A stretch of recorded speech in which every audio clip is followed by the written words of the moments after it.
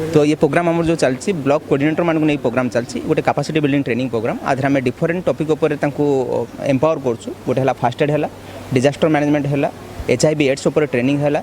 तो आउट है the role of AI in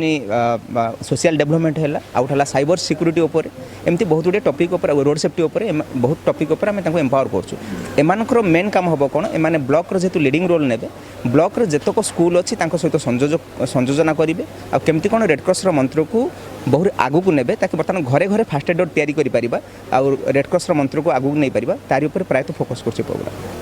red cross जहाँ उद्देश्य होची कि समाज रो सेवा अन्यर सेवा से उद्देश्य नहीं करी जो बंधु मान सब आछंती रिसोर्स पर्सन ब्लॉक संयोजक गुड़ाक सब आछंती 8टा जिल्लारू तांको स्ट्रेंथेन करा होची एवं जो वार्ता दिया होची सेवार वार्ता से वार्ता जाकर से माने पिलांक पाखरे रखिबे एवं समाज केमती सुधार आसीबो सब दृष्टि ता पय प्रचेष्टा करिवे।